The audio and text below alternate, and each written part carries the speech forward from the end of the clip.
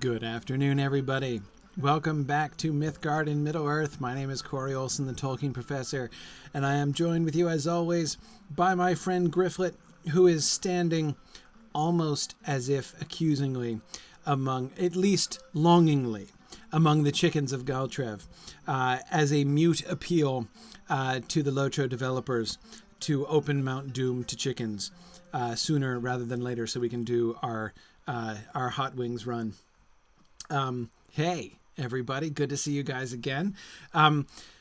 So, by the way, Madman Modeler, I'm glad you're here.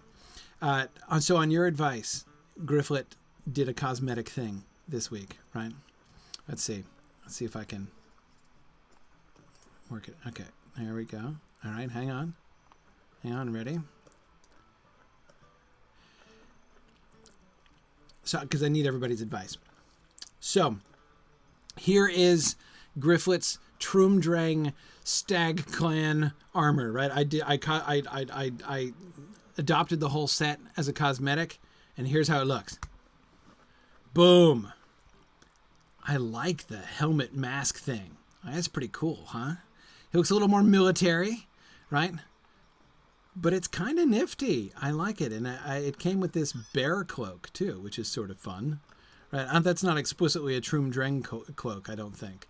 But I kind of like it.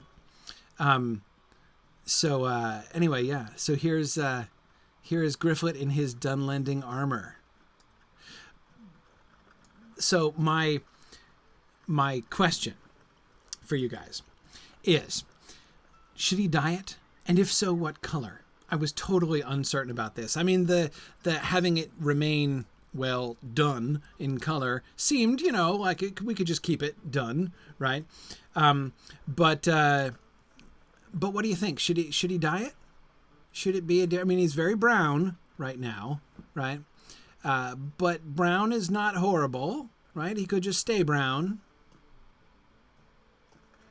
Or if you don't like the bear cloak, don't think that works, we could improve on the cloak maybe.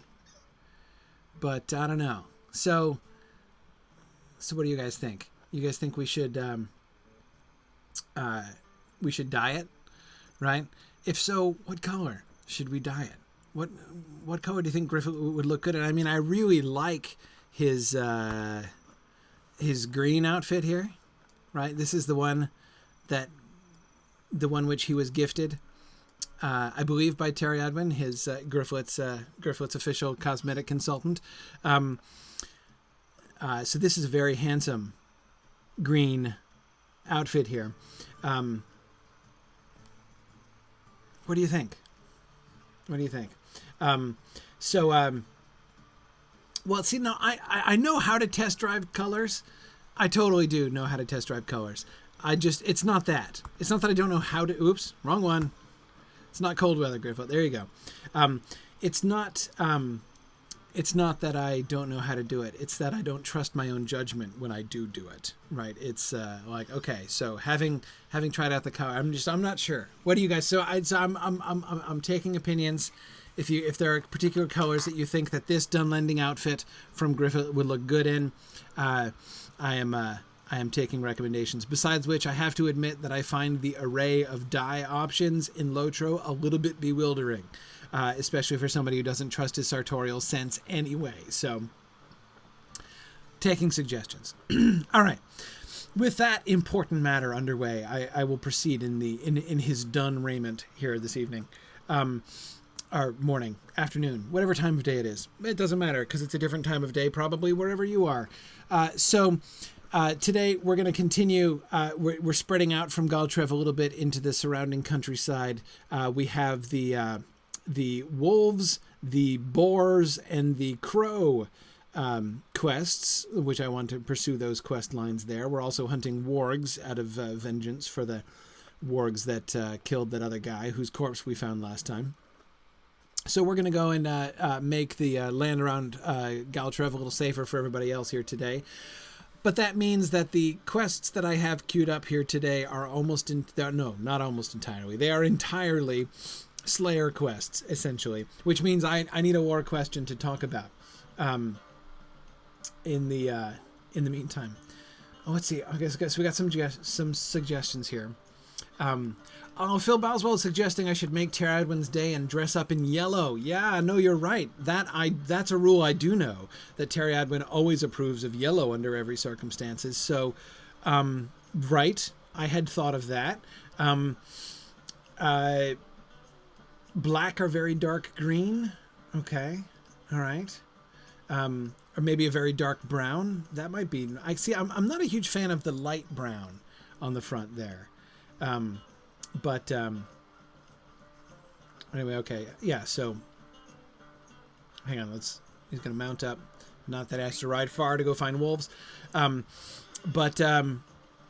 but yeah, Nitesh, you've got lore questions from Film. Cool. Yeah, we just finished like 15 minutes ago the Film broadcast from today.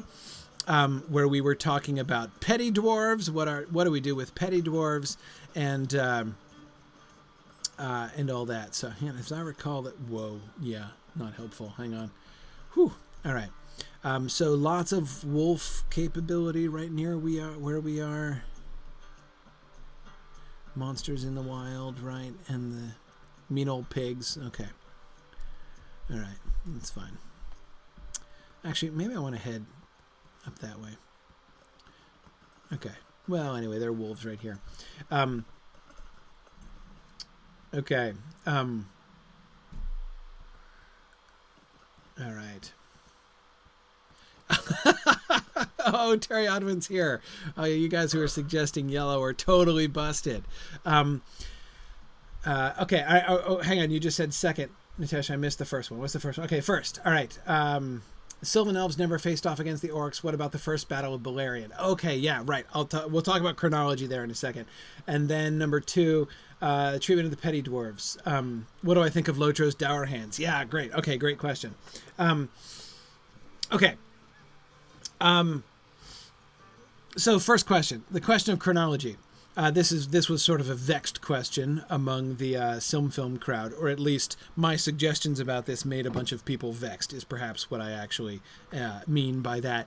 Hang on, I do need you, right? I do just need regular wolves, don't I? Yes, I do. Okay, all right, good. All right. Okay, time to thin out the wolf population here. Oh, and by the way, as you can see, I actually did freeze Gryfflet's XP, so he won't be getting too far into the too big for his britches category. He's getting a little too big for his britches already. Anyway, okay, so the chronology, Nitesh. All right, so here's the story. The main issue is that, so you'll remember in the published Silmarillion. Well, hang on. Let me back up one little quick step further for people who haven't the faintest idea what the heck I'm talking about. In the Film project, we're in season 3. So in season 2, and what we're doing is an episodic treatment of the Silmarillion. In 13 episode seasons, starting from the Ainulindale and going all the way through the entirety of the Silmarillion and further. We don't plan to stop until we get Sam to the Grey Havens, essentially. So yes, the Amazon people clearly have lifted the idea from us. I'm not saying I'm asking for royalties. I'm just saying that we're the obvious consultants because we've already been working on this for years. So our season so far, season 1 covered basically the Valar from the Ainulindale through the captivity of Melkor, through basically right when the elves awoke. So the primary drama of season 1 was Melkor and his fall and his relationship with the other Valar and everything. So in season 2, then we went from the awakening of the elves, and we went straight down through the darkening of Valinor is when we ended. So the primary themes of season 2 were like, where do the elves really belong? Do they belong in Beleriand? Do they belong in Valinor? Because we were doing a lot with the different groups of Teleri and like why they stayed and didn't go on to Valinor and all that stuff. So that was fun. But as I said, we ended with the Darkening of Valinor. So season 3, the scope of season 3 is going from from right after the Darkening of Valinor, right from the rebellion. So like episode 1 covers Feanor and his speech by Torchlight in Tyrion, where he leads the Noldor in revolt and swears the oath. And then goes all the way up, and then Kinslaying is episode 2, right? So we're going to go through, and then the season 3 is going to end with the arrival of Fingolfin in Beleriand, the crossing of the Helcaraxa, the arrival of Fingolfin and the rising of the moon, right? So when the moon rises, that's going to be the end, and Maedhros is going to be captured and nailed to the wall, and all that kind of thing. So that's going to be the end of season 3. Now, if you remember in the published Silmarillion, Nitesh, the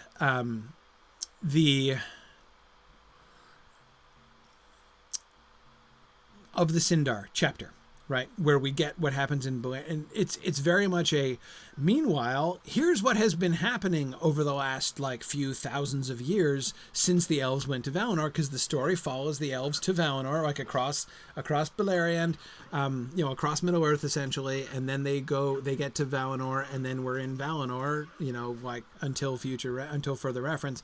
Only when the Noldor are starting to come back do we finally get to the point where we hey, hang on a second. Are these not counting for my quest? They're not. Oh, man, you gotta be kidding me. Why do these wolves not count? I'm just supposed to hunt for wolves. Are these not common wolves? Oh, please. I hate it when that happens. So I'm getting Slayer Deed credit here, which is fine, and I'm talking about Silmfilm, which is fun, but I'm not furthering my stupid quest. Oh, that is so vexing. What's wrong with those wolves? And I hate it when I'm on the edge of the city map. What the... Yeah, I'm right in the smack middle of the wolf patch, fighting wolves, and not getting credit for them. What's up with that? Come on now.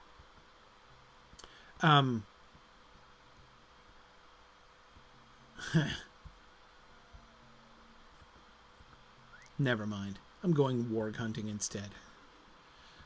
Frustrated with you pointless wolves. Yeah, don't expect me to fight you, stupid wolves. You don't give me credit for anything. You are not the wolves I'm looking for, apparently. Hi, Dunlandings. Yep, not fighting you either.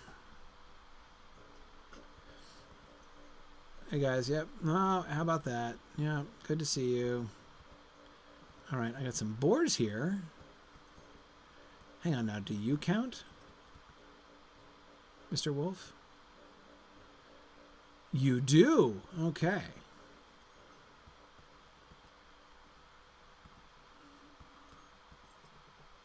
Okay. All right, here's a trained warg. Let's start off this hunt again over here. All right, I've got this warg, and you totally count. All right, where was I? Sin of the Sindar. So in the published Silmarillion, the story follows the Noldor, the elves of Valinor, right, until the Noldor return. And then right before, after the Noldor start returning, Tolkien does this chapter where he's like, of the Sindar, right? And in Of the Sindar, we get what's been going on for thousands of years. So he winds back the clock and then gives us a pretty, sort of distant Silmarillion style summary of what's been happening over millennia. We thought that wouldn't, well, I thought that wouldn't work so well in TV form. We're not going to be like, and here's like a visual summary, here's like a montage of the last few thousand years, right? Like in film, that doesn't work. You can do that kind of thing in a book much more easily than you can do it on screen. So basically what we decided, though it took a little bit of fast talking for me to convince some others about this, is to compress the timeline, essentially. So we have the things in Beleriand that are happening, and there are other reasons for this too, based on the story that we've been telling, but it's too much to get into all of that right now. Hey, do you count? Are you a warg that counts? sorry, a boar that counts. Yes, you are. Great. Okay. All right, everybody over here is fair game. That's nice.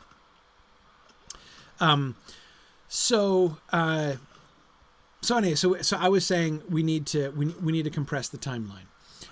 So after Morgoth returns, has his fight with Ungoliant, right? That also happens, that happens actually at the end of season 2 in our depiction. And then comes back to Middle-earth. He takes over the Orc project and he sort of finishes up the Orcs. So we had no Orcs invading Beleriand at all prior to the return of Morgoth. We wanted instead Beleriand to be this sort of like, fairly innocent kind of idyllic place until the return of Morgoth, and that's when things really heat up again. So there were no orcs, so there's no battle. So the first battle of Beleriand, therefore, doesn't take place until later on. It becomes more contemporary with the battles with the Noldor in the north. In fact, what we basically have is Beleriand divided into a northern and southern front, essentially, as that's how it's going to work out. Sauron is in charge of the southern front. He's the one who is orchestrating the attacks on Doriath and the Falas and the Green Elves. And then you have Gothmog, the Lord of the Balrogs, who is in charge of the northern front when the Noldor come and Morgoth decides to try to take them out, which of course doesn't go well. So the battle goes very badly for the bad guys on the northern front at first, anyway. But they do kill Feanor, so there's that. So they're more so basically we're planning to do the big battle in which the Green Elves are largely destroyed and Denethor, the leader of the Green Elves, is killed. We plan to do that almost contemporaneously with the death of Feanor, actually. So the battles in the north and the battles in the south are going on at a very similar time. So that's my long explanation to that chronology question. Now, as for the petty dwarves and the dour hands,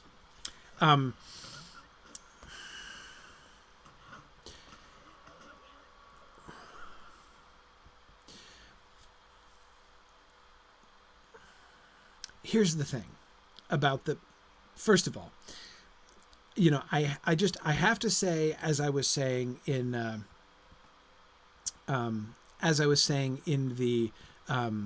in Film just a couple hours ago, Tolkien's petty dwarves I find to be one of the least well-constructed elements of the Silmarillion. I mean, not all elements of the Silmarillion are equally well-developed because, of course, Tolkien didn't finish reconciling all these stories. The things that are presented in the published Silmarillion were written at radically different times and are in a sense, radically different stages of development, in the sense that some of them are pretty new material, some of them are really old material. I mean, for instance, the stuff in the published Silmarillion, when you read about the Siege of Gondolin in the published Silmarillion, you're reading stuff that Tolkien wrote before he wrote The Hobbit, or at about almost exactly the same time, actually, that he wrote The Hobbit. So it's, whereas some of the other material is material that he worked on and developed 20, 30 years later than that. So it, the published Silmarillion is obviously, for this reason, quite a mixed bag. Hey, look, it's a Dunlanding hiding around the corner. Hey, man, what's up? You need some help or something? You sneak in? You just hiding from the wargs over here? Yeah. I hope to come back and help you out. You look like you could use some help, but you're not wanting to talk right now, so I'm just going to keep killing wargs for now. Okay, anyway. So the petty dwarves are not a very well-developed part of the Silmarillion.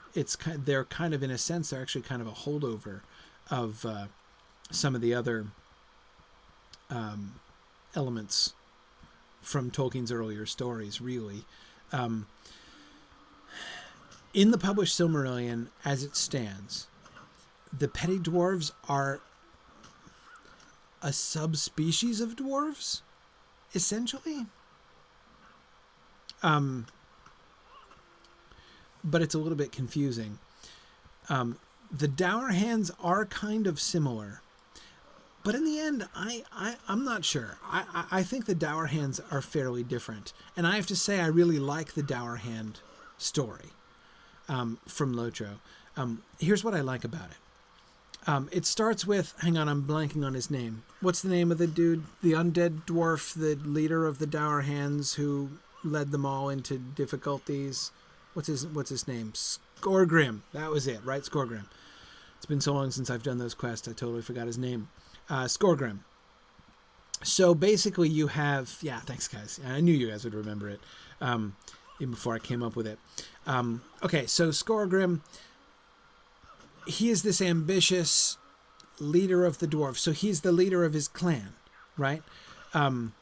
He is like the king. So he's not like the Durin of the Dour Hands, but he is like the Thorin Oakenshield of the Dour Hands. He's like the Dan Ironfoot of the Dour Hands, right? And he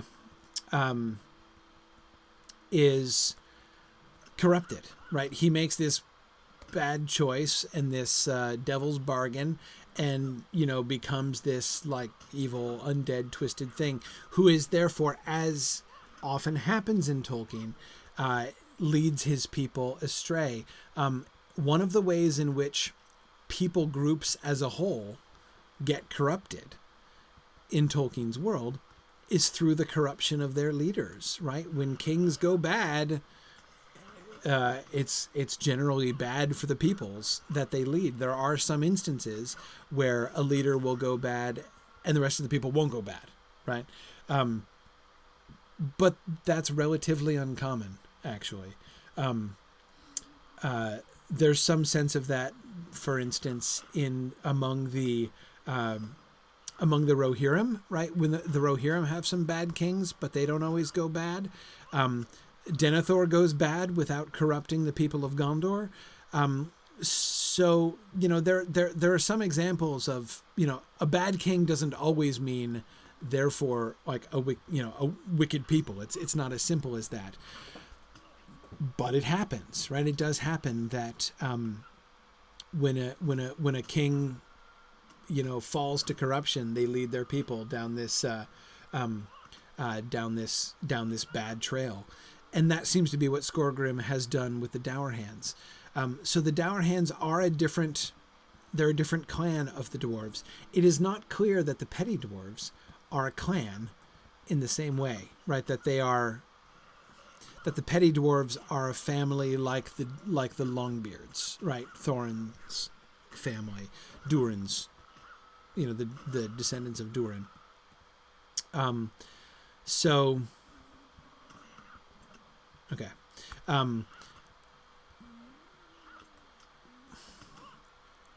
The petty dwarves are outcast. It's never really explained why they're outcast. Again, there's a sense of, there's kind of the implication of, there's an implication of racial difference with the petty dwarves, but what makes them different? And we talked earlier today about petty. I don't think petty meant to Tolkien a particular like character trait or trend. It just meant they're the lesser dwarves. They don't have a great kingdom. They're just a small, loose confederacy of wandering people who feel very ill done by. I don't think it means that they are petty by character in the way that we would use that word in a modern context. So, did I get enough wargs? Have I wandered out of warg territory? Alright, I can always wander back. Hey, it's my last wolf. Sweet. I'm making progress now. Yeah, Phil, we do know where the name Dour Hand came. None of the other dwarf clans are named in the material to which Lotro has the rights. Tolkien does in later writings name the dwarves of Nogrod and Belegost. The dwarves of Belegost are the Broadbeams, and the dwarves of Nogrod are the Firebeards. So we do, but that's in some of his, like, you can find that stuff in the History of Middle Earth. It's not in the published text. So they couldn't use either of those in the game, because that would have been an infraction. So, all right, we're down to wargs only. Great. I'll come back up here where wargs are more numerous. So they couldn't use either of those. So dour hand is a phrase in the book. They took that phrase totally out of context. Does anyone know? Does anyone know where the phrase dour hand, technically dour handed, actually, is used in the Lord of the Rings? It's a Lord of the Rings phrase.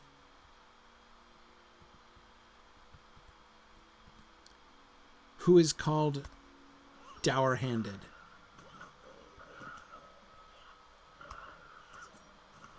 Ethelod, yes. I knew you would know it. Yes. The Rangers. That, now, it might have been used of others. Like, it's a fairly common word. So Tolkien might have used that phrase elsewhere. But the place where I know the devs were thinking of it, because it's in the Lord of the Rings, is in the elegy, dour-handed ranger. I think isn't it Halberud who's called a dour-handed ranger? In the song, that song that always gives me sad and creepy feelings when I'm traveling through Rohan.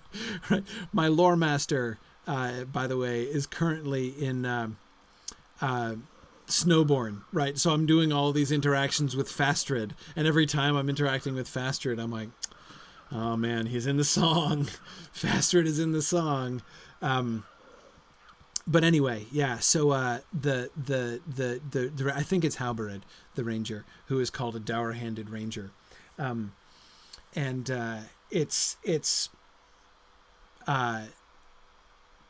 they adopt that phrase, changing, of course, its context fairly dramatically to describe the dwarves.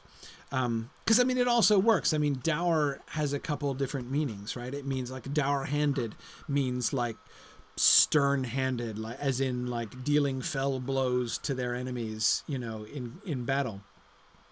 But, of course, dour can also be a sort of a broader kind of personality profile word, right?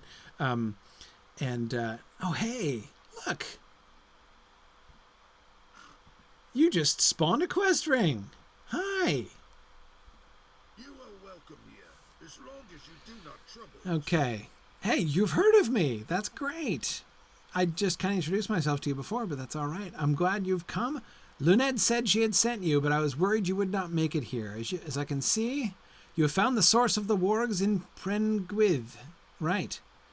Of what to do about them, you are not so certain. I know what to do about them. It is not our custom to Okay. You're not certain what the best course of action is.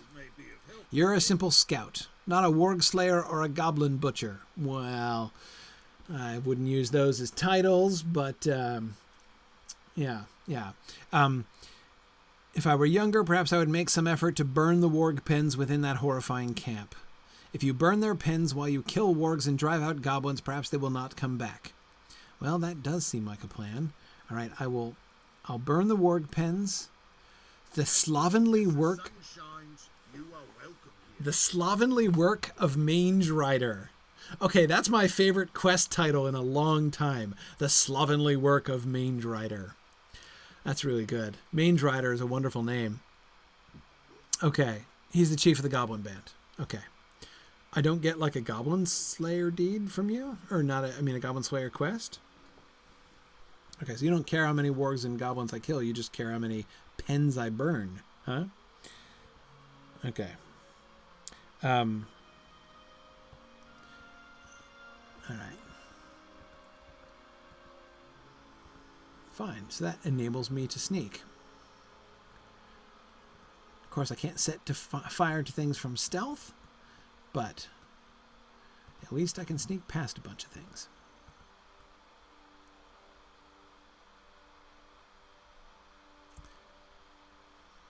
Can I eat a snack in stealth? I can. My food is not in stealth, but I am. So they see the food floating in the air. Okay. All right, I have to kill these guys before I can set fire to their pens. Really, all I have to do is set fire to, like, that little railing at the beginning. That kind of doesn't actually seem very tricky to rebuild. You know, I can't imagine that burning the rail fence is really dealing a crippling blow to our foes here, but... Wow, big flame, highly incendiary planks there. Anyway, okay. Oh, picking pockets. You're right. I forgot I was fighting against guys with pockets again. There, okay.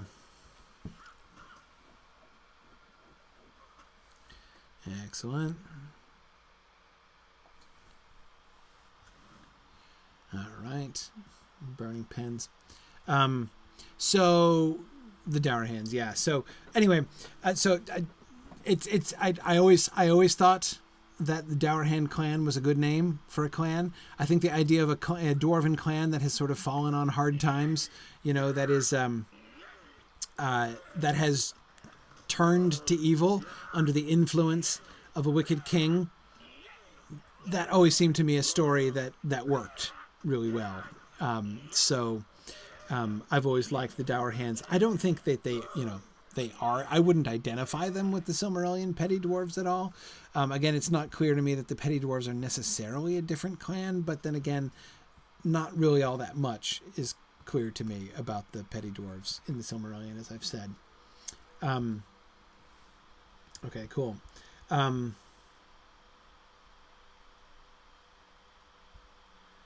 Okay, let's see.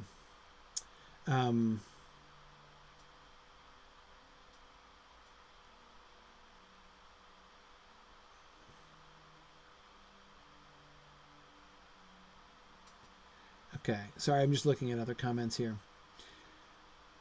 Tony has a question. Let's see. Tony's question: is it clear that werewolves, eagles, ents, and so on are embodied Maiar, or are they natural creatures that have been enhanced by their associated Ainur? That's a very good question. Okay.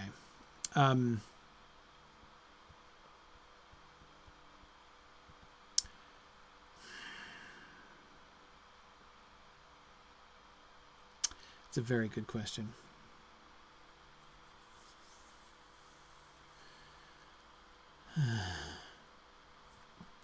Okay.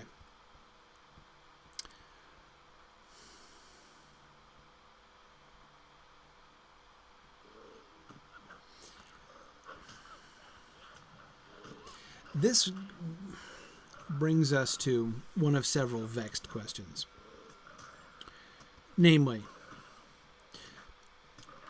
do Ents have souls? Right? Do Ents have souls? We know that elves and humans, for instance, and probably dwarves, are a mixture of body and spirit, right? You know, they've got souls, they've got bodies, and they... Oh, wow. I don't have to fight two guys and then I get a 3-fer here? Okay. Sorry. Missed you. Anyway, so they have souls and bodies. We even know the Elvish words for those things, right? The Hroa is the body, the Thea is the spirit. So that's kind of what seems to define the children of Iluvatar, right? Is the having of those kinds of the having of bodies and souls. Okay. So are eagles, ents, werewolves, are they creatures of the same kind as elves and men? Do they have souls?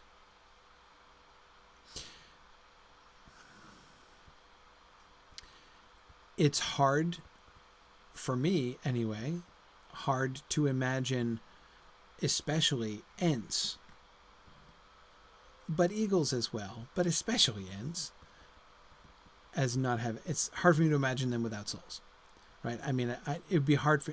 Ooh, I just burgled the Sword of Fate from that goblin? What's that goblin doing with the Sword of Fate? Holy cow, that really seems significant. Dude, that sounds like the beginning of a fantasy novel, doesn't it? right? Chapter 1. Burglar wandering among the warg pens picks the pocket of a goblin and finds he has come by the sword of fate, right? Man, wow. That's kind of incredible. I'm going to equip I'd rather equip daggers, but it's good. I'll equip it. Yeah, look at that. Adds to maximum morale and vitality. I like it. Wow. That might be the most useful thing, and certainly the most portentously named thing I have ever burgled. Whew. Okay.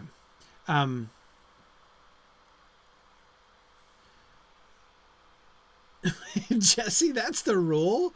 If you burgle it, you murder it. That's the rule. I can't just burgle it and peaceably move on.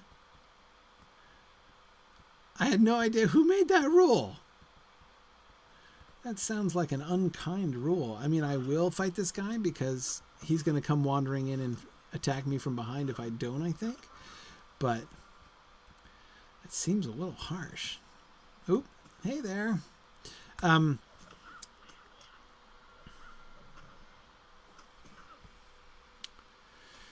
Okay, so do they have souls? I don't know. I don't know if they have souls. There is that reference, and I saw somebody was quoting the whole spirits from afar reference. So it sounds like the eagles are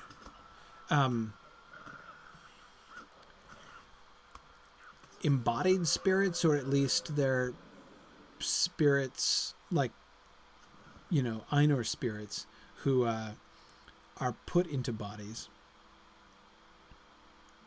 Hey, wow. Lore Master's book, huh? I usually find those in backpacks.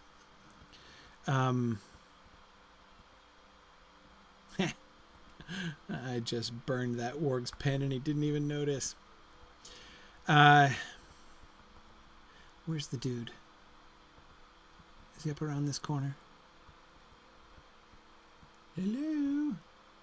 Mange Rider. You look like Mange Rider. Yes, you are.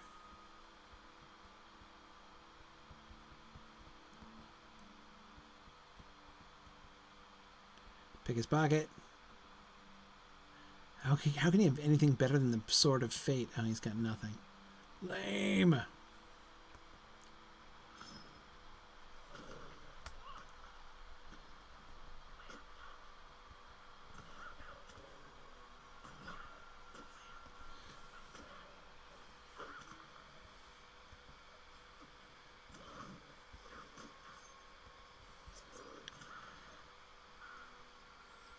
Okay.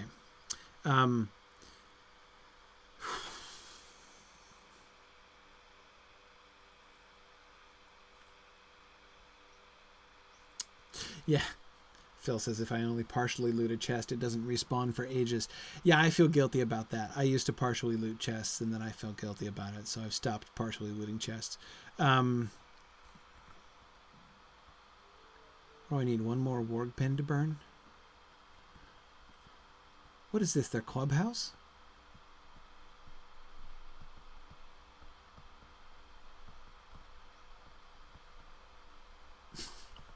Okay. Did the goblins build this? It kind of looks like they did. It's fairly crude. Where's the... Oh, did I miss one down here? Must have done. Let's go away before Mange Rider respawns.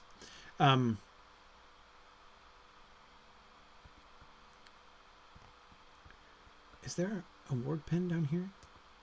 Is this where it is? No, it's just a cliff. I didn't go uphill here. No, that's just a platform with a warg sitting on it. How did I miss one down here? I thought sure I got all these.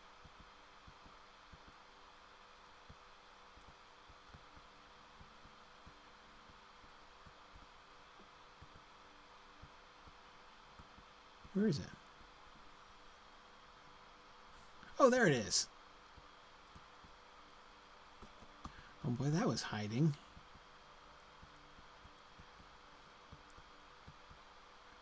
Okay. All right, I see now. Okay, so I got to go up this ramp and around. Got it. Okay. Excuse me. Oh, you spotted me but didn't attack? Because I intimidated you, right? Okay, here we go. Found ya.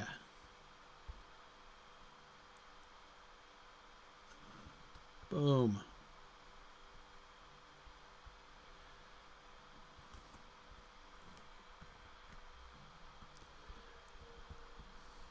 Okay. Look at me burglarizing, right? I just safe-falled, stealthed, and picked pockets all in this one unit here. Okay, we're done now, right? All right, Goranu, I did all the things. Please don't just send me back in here to kill more things, though, because that would be boring. It was the penthouse work pen. You're right, Boomful. All right. Greetings. Oh, I'm very brave. Well, thank you. And You are welcome. you heard a terrible disturbance, the slovenly work of Mange Rider. Okay, excellent. You're going to tell Lunid that we have dealt with the threat of the Warg of Wargs. Hooray! Okay, making Galtrev a safer place. That is Gryfflet's theme for the day. Okay, so I need to head this way to take the road back in. I know I didn't do the Crabine quest yet, but that's okay. We'll do the crows a little bit later. I'm especially looking forward to the crows, I have to admit. Oh, there it is. Right? At the road? No. It's not the road.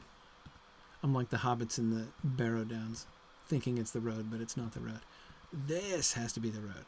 Yes. Okay. All right, now I'll follow the road back in. Okay. And if you think I'm just procrastinating trying to answer that question, you're totally right. So, okay.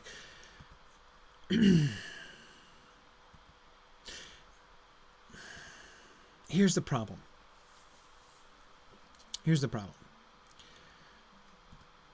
If eagles and ents are races with souls and bodies. Yeah, this is right. I almost never come in this way.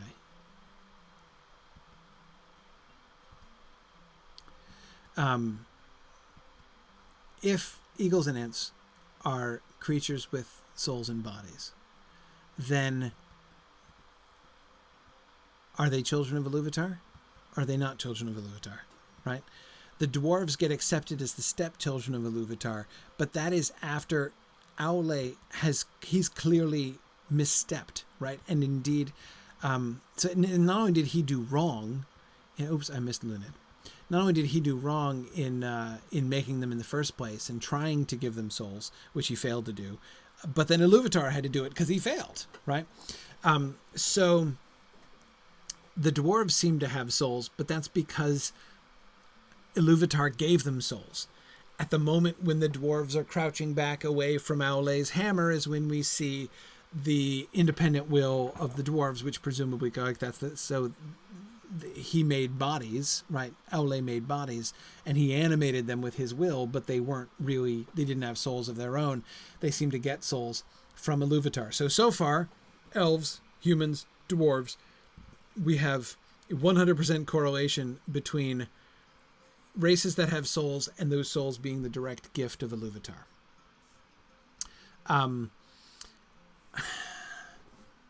The Ents and the Eagles come up immediately afterwards, right? When Yavanna goes out and meets with Manwë, and the two of them have this sort of vision, and she says that it's in the song that there should be shepherds of the trees. Oh no, ALJ Bookworm, so hobbits are soulless? No, hobbits are given no history, so we have no idea. But I don't think hobbits are a separate race. I think that hobbits are derived from men. I think that they are like they're I think they're of the same stuff that men are and have the same fate that men have. I don't think they're a totally separate species from men. They're more of a subspecies than a separate species. So I think that I don't think there's much of a mystery about it. There's still a mystery about how the heck did they end up the way that they are, but there's no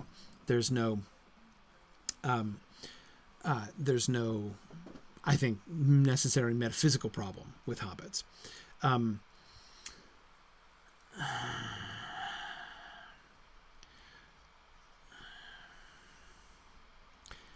What of orcs, Ethelwald? Well, that's exactly, of course, the problem. That's why orcs are a problem. Disused robe of the Dunland. Threadbare cloak of the Dunland here. Okay, hang on. Look, Terry, I'm trying it on. Huh? Oh, look at that. A warg cloak. Hey. It's kind of better than the bear one because I haven't really done anything with bears for a while. That's kind of cool. Yeah? I'm getting this. What are its stats, by the way? I didn't even check. Yeah. Now just hang on. Okay. Give me that. All right, hang on. We gotta get into this right away here. Okay, cool. Let's see. Cosmetic outfits. Look at this, Terry Odwin. Look what you have done to me, Terry Odwin. I have opened 6 cosmetic outfit slots now. Like, if you had asked me 3 years ago how many cosmetic outfit slots you'd think I would have paid to open, I would not have guessed 6. But anyway, yeah, no, I do know the bigger.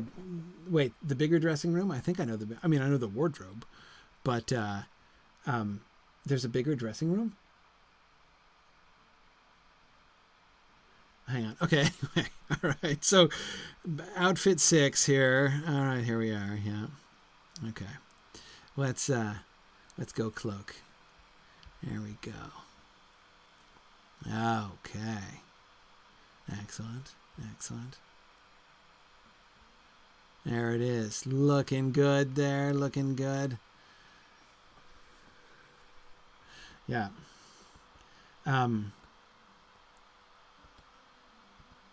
So what's there's a bigger dressing room? I don't know the bigger dressing room. Or you probably showed me and I've forgotten it. Which is really far more likely. Okay. Anyway,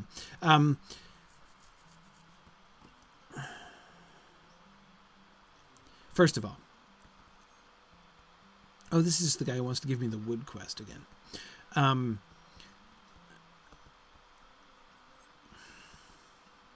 Here's the problem with answering these questions. Tolkien doesn't talk about this stuff very much.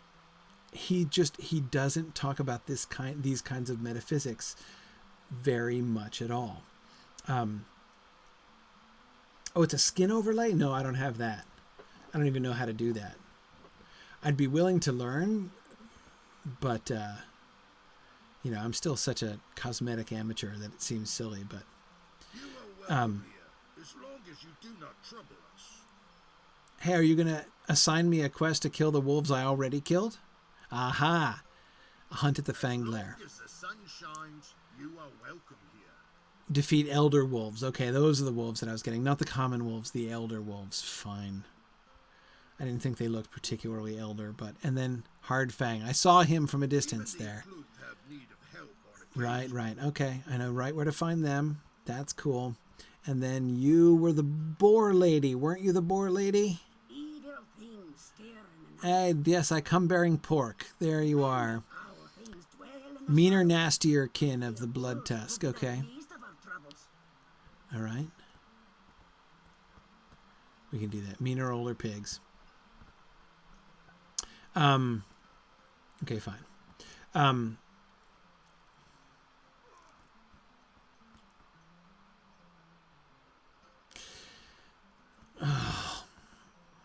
See, Phil, now you're bringing up a whole other issue. So Phil says he does give us some hints, such as the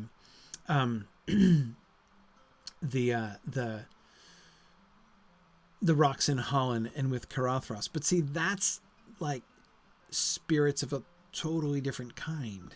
When I'm talking about metaphysical, I'm talking about like souls. Like, how many times does Tolkien use the word soul? Very, very few. I mean, it's just not a thing he talks about a whole lot.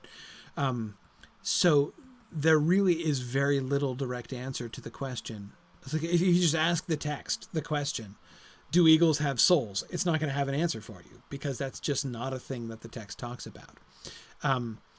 Can we figure out exactly what's going on there? But again, back to the sort of halting analysis I was doing before.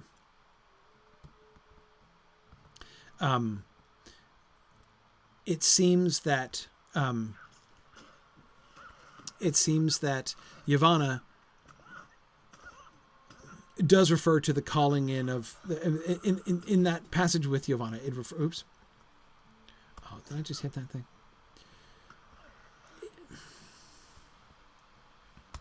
It does refer to the calling in of spirits, right? As if lesser, Maya spirits are being called in to live within the bodies of beasts and or plants, right?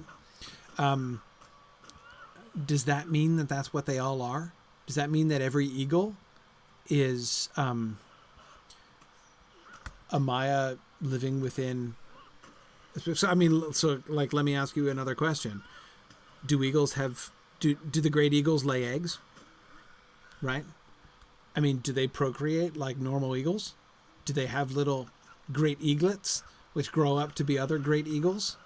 And if so, they can't really be just Maya invested in the bodies of beasts, because Maya invested in the bodies of living in the bodies of beasts would not beget other Maya invested in the bodies of beasts. Like, that's not how it works. So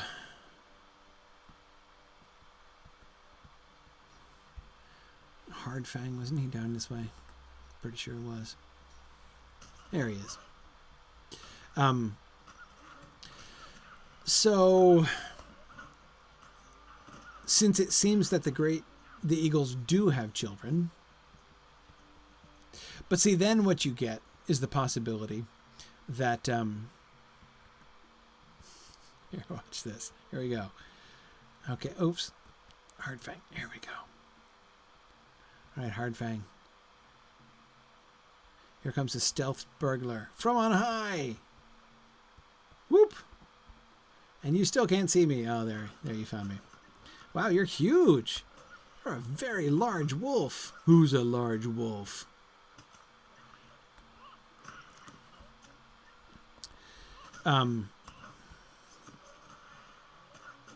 Oops, it didn't work. Okay.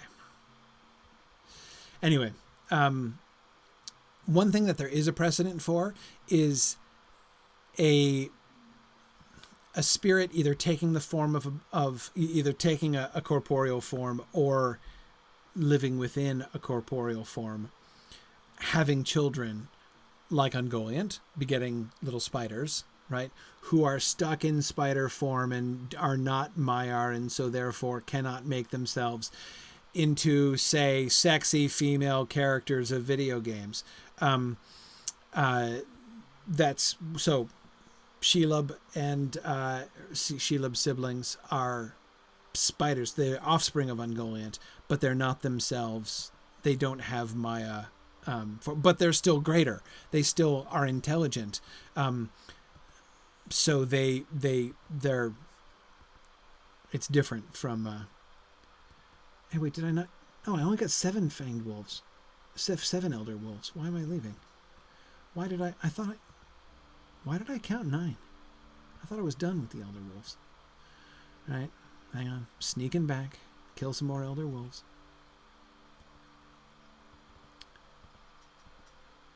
Excuse me, Mr. Common Wolf. I have no interest in you. There we are. Why is that boar hanging out in the middle of the fanged lair? That seems like a bad idea.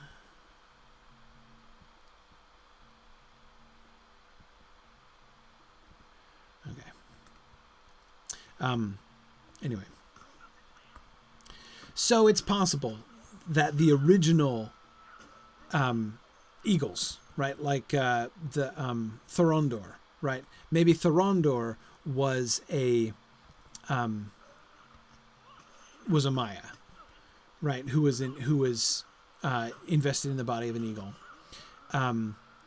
But then the later eagles, like maybe even Gwaihir the Windlord, are the descendants of them, like the physical descendants, so that, you know, Thorondor mates with another huge eagle, like plain huge eagle. Okay, now I'm done with those, right? Like for reals this time.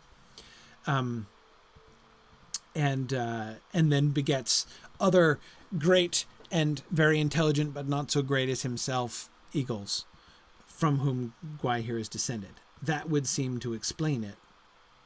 In as much, at least that would seem to be a pattern that we get in other places, with Ungoliant and Shelob, for instance. But this still doesn't solve the Ent problem, right? Because Treebeard is the original Ent.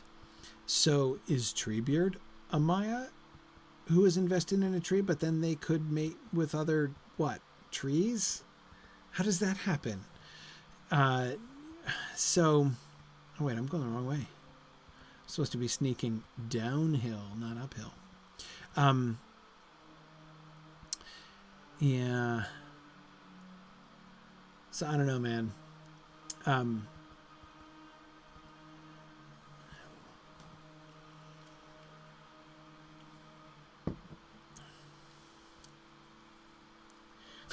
Muriel the cruel side of Muriel wants to see me do a playthrough of Shadows of Mordor.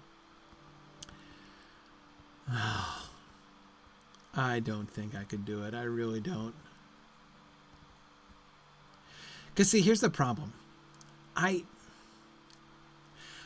don't like dissing things. I like praising things.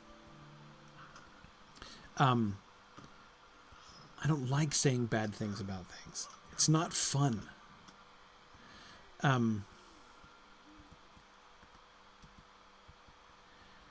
So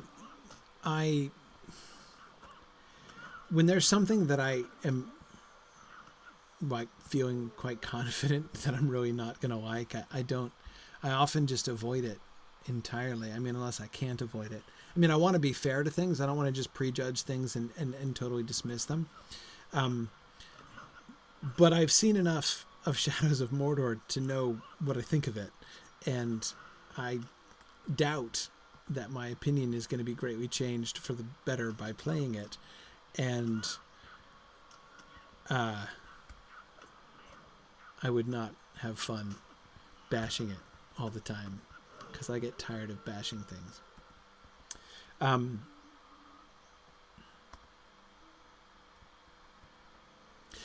plus there are some things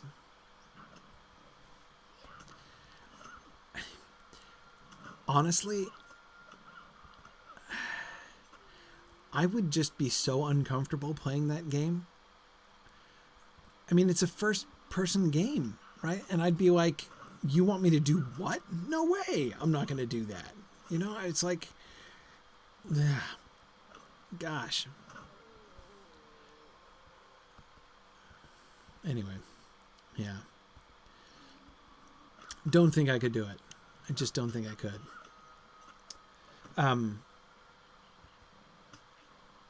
Now, Phil, War in the North, I would play. War in the North, I would play. Definitely.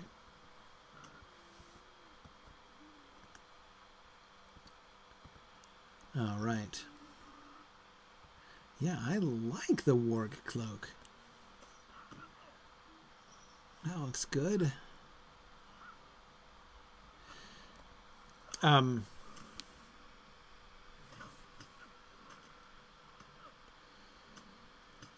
Yeah.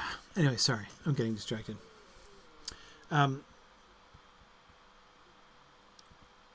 So, although I could explain the great eagles as originally Maiar who are embodied in eagles, werewolves, that seems to be the case. Werewolves do not seem to have souls. They seem to be spirits who are, with torment, constrained within the bodies of wolves.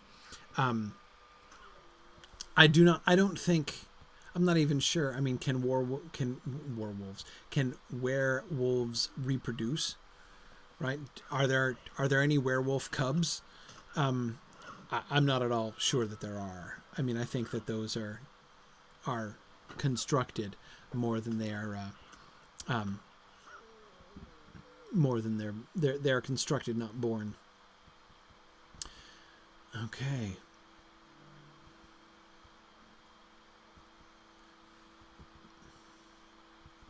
Well, we're so nearby. Let's go look for the ball.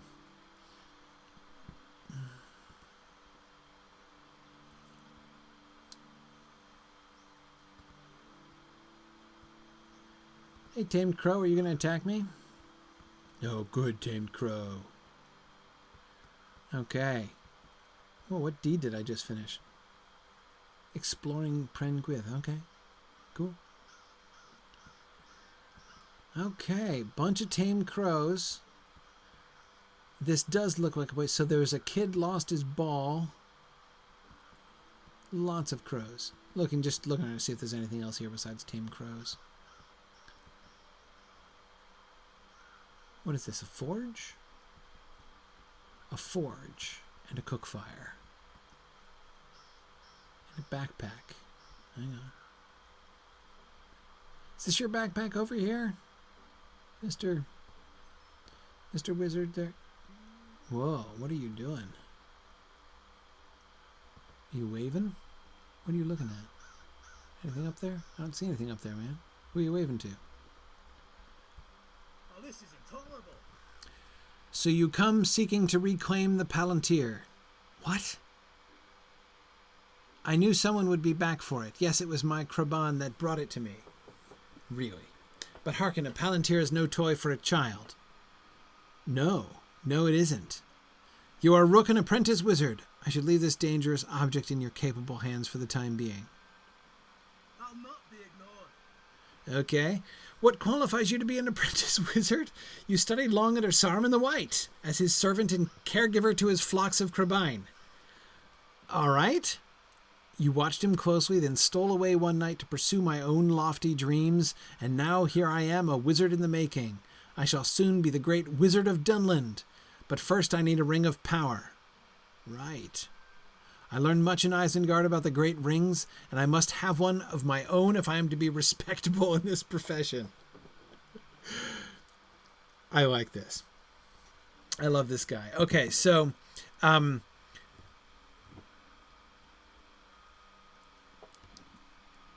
this is cool. You see what they're doing here, right? You see what this story accomplishes? We're not getting the story of Saruman, right? You notice that Lotro doesn't tell the story of Saruman. You know, we've gotten hints, of course, you know, we learned some stuff in the book, but, you know, we don't get real narrative about Saruman. What we're getting is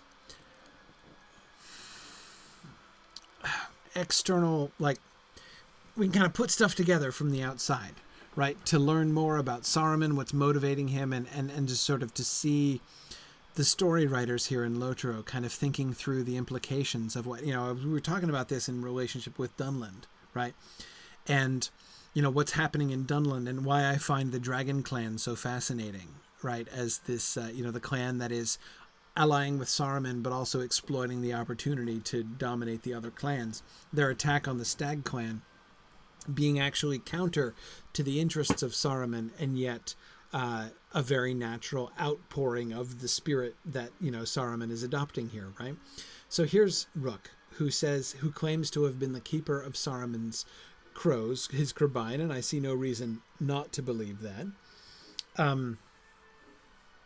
And what has he absorbed from watching Saruman carefully? That he needs to have a ring of power. Because if he doesn't have a ring of power, he can't be respectable in his profession. And this is lovely because it's a kind of parody of Saruman's own mentality, right? It's like this guy is like Saruman's foil. Saruman too seems to have that sort of idea. He wants to make a ring of power of his own. He calls himself Saruman Ringmaker, right? And he seems to have made a ring, though it doesn't seem to be a ring. Doesn't seem to rival the great rings of power, right? As we never hear about him doing anything with it or accomplishing anything. So even though Saruman is willing to brag about being the ring maker, his ring doesn't seem to amount to anything. Because I think, Mariel, doesn't Gandalf describe that he has a ring on his hand when Saruman reveals himself? And anyway, Saruman calls himself Ringmaker, not just wannabe Ringmaker, but Ringmaker. So Saruman presumably has made a ring, but it doesn't really rival the rings of power yet. But again, that obsession, Saruman's own desire to achieve dominion, and his choice of the rings of power as the way to that. And of course he wants to get the One Ring, but he's not just focused on obtaining the One Ring, he's focused on making his own ring. But this, when Rook, the crazy guy, says it, right? When he says it this way, I must have a great ring of my own if I am to be respectable in this profession. It's comic, right? It's ludicrous. But of course, it's quite similar, actually, to Saruman's own perspective, right? Why does Saruman need a ring of? He doesn't need a ring of power, right? To be respectable. Well, it's not just about being respectable. It's about obtaining dominion over his peers. But again, at the end of the day, what's the difference, right? You know, he's just wanting a different kind and degree of respect in his profession than Rook is describing. Yeah.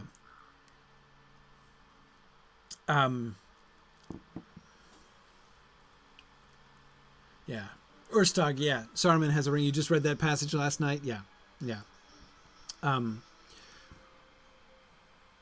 Yeah. Yeah, and of course Gandalf has a great ring too. So it is true that all of the respectable wizards, not Radagast, and he's not respectable. So anyway, I love how Rook is being set up as a foil here. So wait, what am I supposed to do? You need a ring of power. So I'm supposed to make you a ring of power. So I need to mine ore for you. All right, let's help you get a ring of power.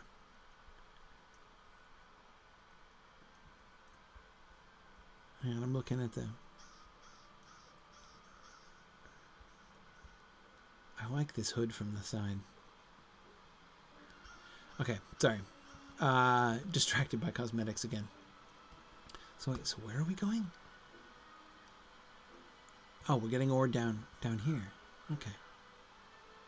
All right. At the Towering Rocks. Oh, are those the Towering Rocks? Okay. Makes sense. Oh, look. The Dragon Clan lives right down there. Right. Okay.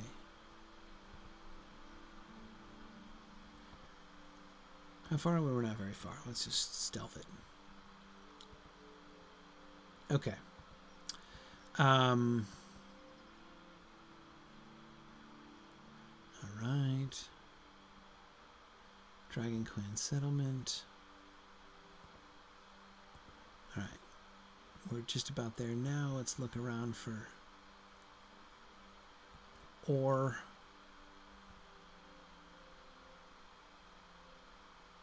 But really, I don't see any ore anywhere. Oh. I'm still not quite there.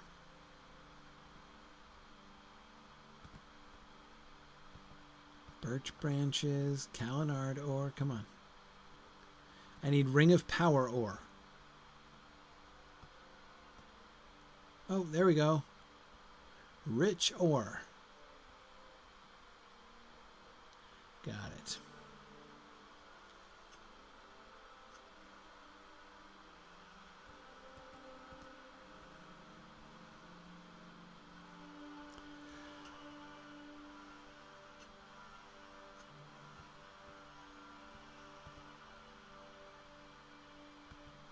Okay.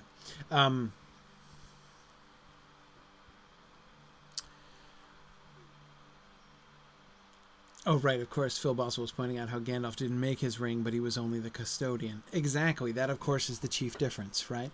It shows, you know, that in itself is kind of a little nutshell window into what makes Gandalf different, right? It's like, that's what winning looks like, right? That's what success at wizardness looks like, is the willingness to just be a steward and a caretaker and not to start thinking of yourself and your own power and your own advantage.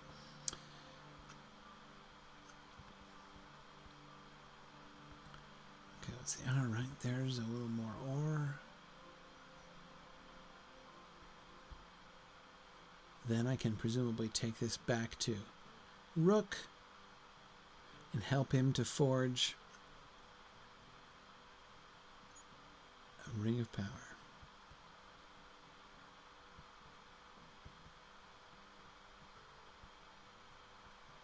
Backpack. Oh, darn it.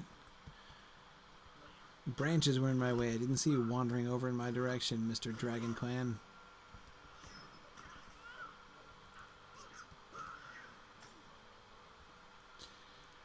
Okay. All right, let's see. Wow. Wow. Goodness, this thing is stuffed with goodies. Crafting goodies. Right, let's stealth up and go right through the camp.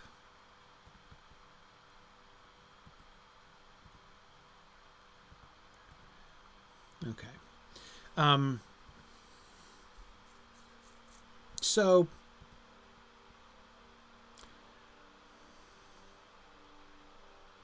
back to the souls question. I don't know that there is a souls question. I mean, there is an answer to the souls question as far as ants are concerned. I mean, I could make one up. I could say that Treebeard has a soul because Iluvatar decided to accept Ents as like stepchildren of Iluvatar as well, out of like fairness to Yavanna, because he had done so with the dwarves. So Aule gets the dwarves, and Iluvatar seems to give them souls. So he's like, hey, Yavanna, it's only fair. I'm gonna give souls to your children as well, so that, you know, that'll be fine. So I got to go to the forge. I forge myself a ring of power. Or, I mean, not myself. Forge for Rook a ring of power, yeah. Yeah, one hit from the hammer should be enough, I think, Gryfflet. Good job.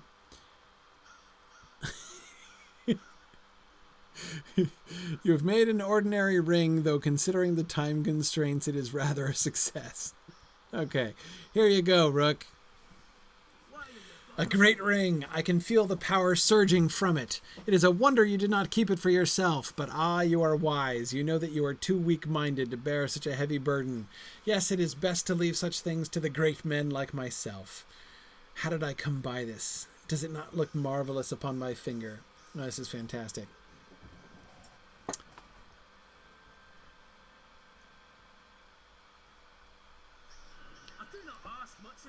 You are well on your way to being as great as Saruman, but there is something more I would ask.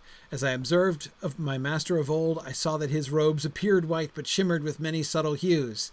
This also is the role model, right? Good. I'm quite certain that the subtle colors help to infuse the power that the Lord of Isengard possesses. Fascinating. I need an iridescent cloak. With such a garment, I too shall be powerful beyond belief. Wonderful. I do not care how you find it, but I want a many-hued cloak. Okay. I'm supposed to make iridescent collect crow feathers?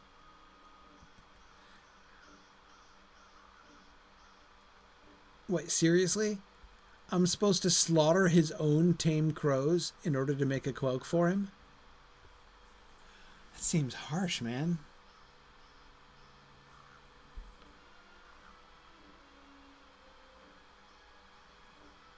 Kind of awful.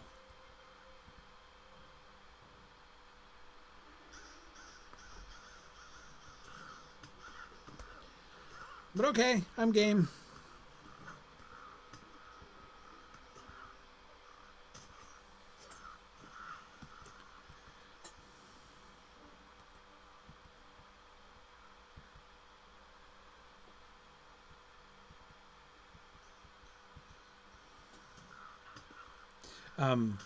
All right. So as I said, I don't think Tolkien... So we could come up with that kind of a solution to the soul problem. But Tolkien never whispers anything remotely like that. I mean, again, you can make that. But when you do, you're telling a story. You're not talking about Tolkien's story.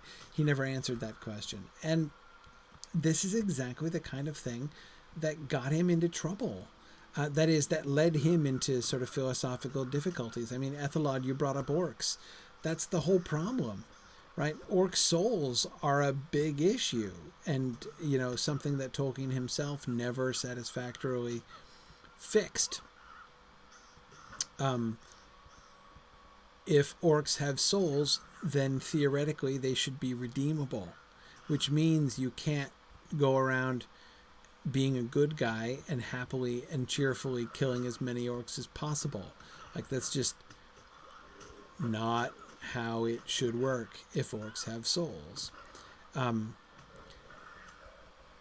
But if you say they don't have souls, then you run into other philosophical and theological problems, such as how can you, evil can't make real new things. It can't make living things. It can only corrupt those things that are already made. So, you've got to ditch one or the other of those principles in order to make orcs work. And this was exactly the problem that Tolkien had. Anyway, so, as I say, he never really solved all of these problems, and I don't think he solved the Treebeard problem, and I don't think he even really addressed the Treebeard problem.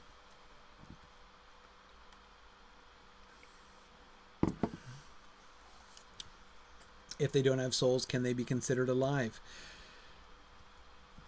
That's the challenge, right? That, at the end of the day, he went with them being corrupted elves, right? That was one of the theories. One of the later theories, not one of the early theories. One of the later theories. And, in the end, that's the one that Christopher chose. That's the one that Tolkien kind of stuck with at the end because it was the least objectionable of the other. It was less objectionable than the others. But yeah, it's tricky. It's really hard. This is not a problem that Tolkien ever really solved. Why are you bothering me? Look how it glistens, now black, now green, now violet. It looks like the plumage of my dear Kraban friends. Gracious me, how the flock has shrunk. Oh dear. Will you let me Yeah. speak my piece? My flock has significantly dwindled of late. I wonder where they all went off to. I was ready to become a great wizard, but it seems that I have one more task. I should look to replenishing my flock, so you need eggs. Go collect Kraban eggs. Okay. I guess that makes sense.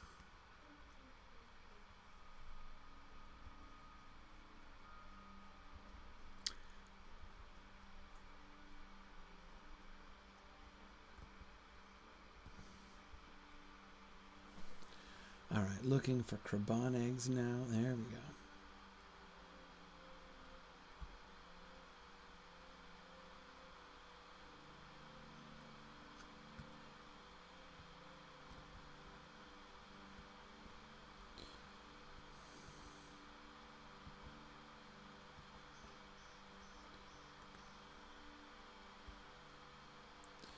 Okay, well...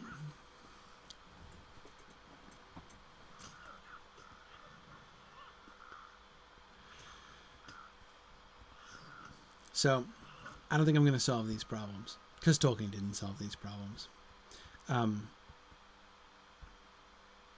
So there's only so much we can do. Like I said, we can come up with other stories, but we have to recognize the fact that when we're coming up with them, we're not giving Tolkien's answer to these questions. We're discovering our own answers to these questions, which I think is legitimate. We just have to make sure that we know that that's what we're doing, or acknowledge that that's what we're doing.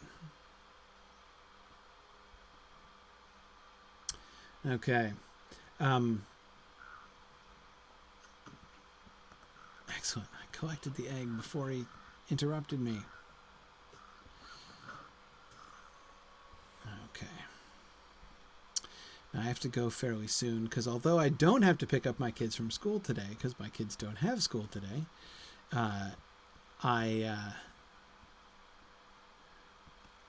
instead I have to go pick up my kids from social engagements. Matthias' social calendar again.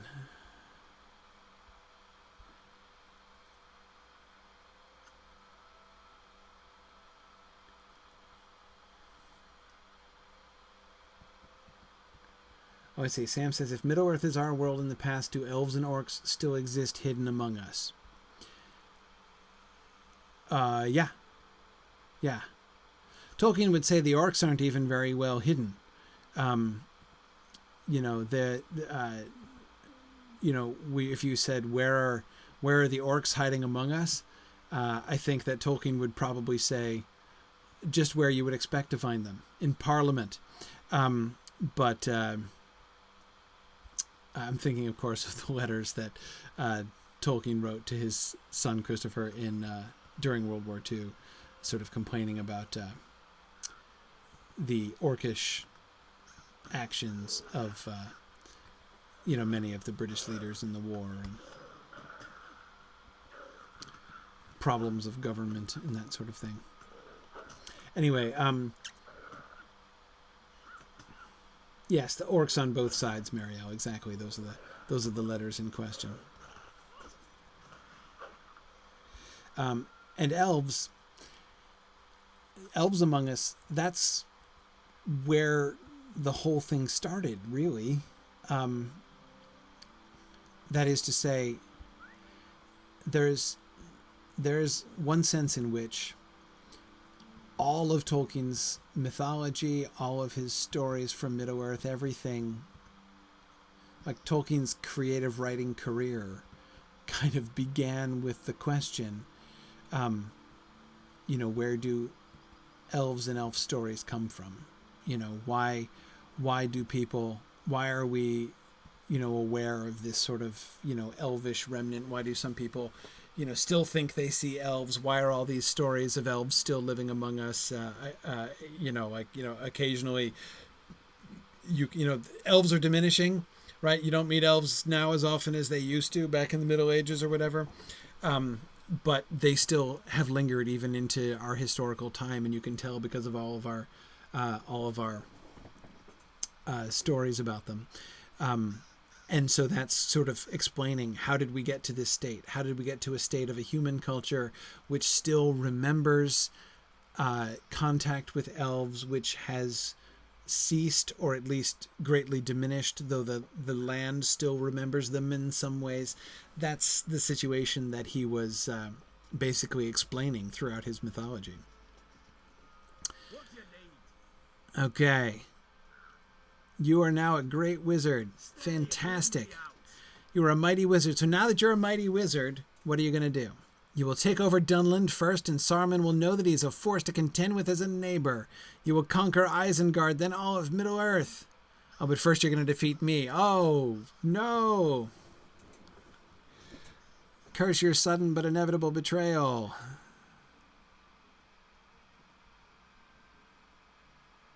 Oh, I have to click on you again to get you to attack me?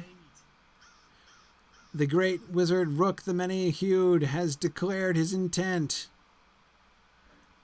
Oh, I should dismount, yeah? Oh, never mind. Okay, you just dismounted me. I forgot I was mounted. All right. Let's do this, Rook. Boy, if you defeat me, I'd be super embarrassed. I mean, really embarrassed. It's not going to happen, but... Oh, are your crows attacking me now, too? Taking back the toy ball, the ring, and the cloak.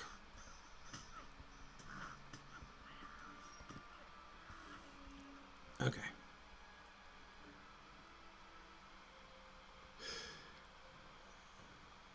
Okay.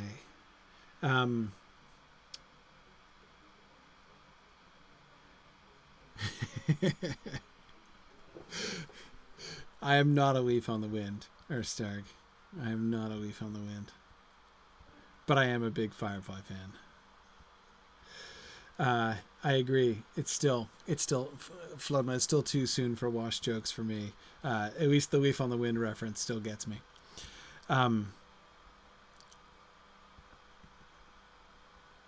Wash was possibly my favorite character, actually, in Firefly. Big Wash fan. Okay. So that's it. Okay, gotta bring the shiny ball back to Galtrev. All right, I should probably run. Yeah, I'm after time. And here's Druid's Fire being really, really polite and waiting for me here.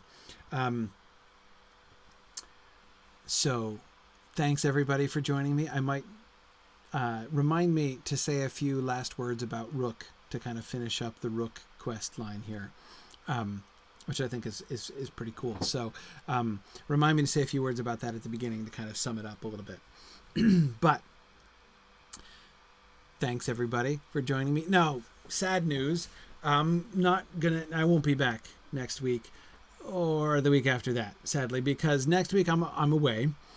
So that's not sad, but I'm sad that I won't be here, but I won't be sad because I'm going to be away with my wife. My wife and I are having a little getaway next week. I'm pretty excited. So that's where I'll be next week. And then the week after that, of course, is sort of Thanksgiving weekend.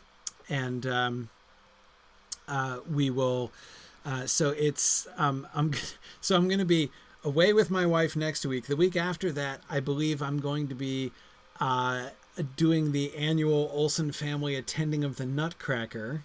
So also a wife thing.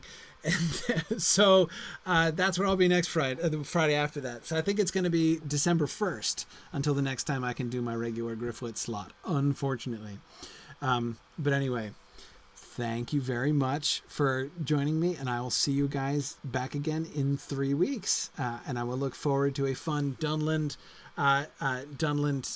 December with you guys. Now, let me know, die suggestions. I'm accepting die suggestions by game mail, by email. I'll see what I can do. If it will make some suggestions, and then I'll choose one, and I'll have Gryfflet all dyed up for next time. So we'll see about that. Anyway, so thanks very much, everybody. Talk to you guys later. Bye now. Thanks for joining in on my rambles around Standing Stone's brilliant digital adaptation of Tolkien's world. If you enjoy these adventures, please consider supporting this and other entertaining educational programming by donating at signumuniversity.org/fund.